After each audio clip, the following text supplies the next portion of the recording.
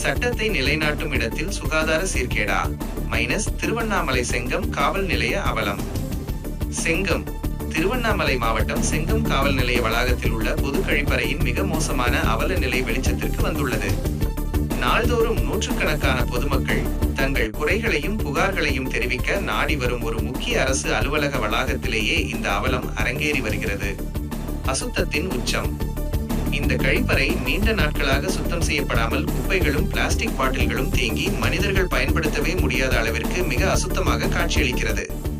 இதனால் ஏற்படும் கடுமையான துர்நாற்றம் காவல் நிலையத்திற்கு வரும் பொதுமக்கள் மட்டுமின்றி அங்கு நாள் முழுவதும் கடமையாற்றும் காவலர்களையும் பெரும் அவதிக்குள்ளாக்கி வருகிறது. நோய் தொற்று அபாயம்.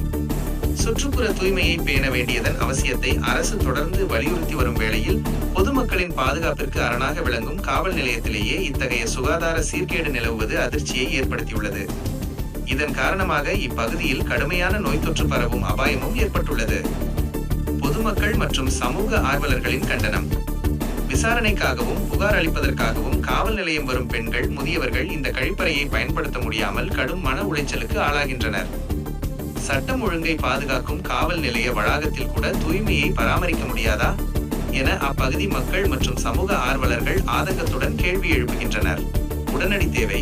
இந்த அவல நிலைக்கு காரணமான அதிகாரியின் அலட்சிய போக்கை கைவிட்டு மாவட்ட காவல் கண்காணிப்பாளர் மற்றும் சம்பந்தப்பட்ட உள்ளாட்சி அதிகாரிகள் உடனடியாக தலையிட வேண்டும். இந்த கழிப்பறையை போர்க்கால அடிப்படையில் தூய்மைப்படுத்தி பொதுமக்களின் பயன்பாட்டிற்கு உகந்ததாக மாற்றியமைக்க வேண்டும் என்பதே அனைவரின் எதிர்பார்ப்பாகும். செய்தி அறிக்கை. யூடியூபர் நன்னன் ஆண்ட பூமியிலிருந்து தனி ஒருவன். சமூக ஆர்வலர் சர்மா செல்வசேகர்.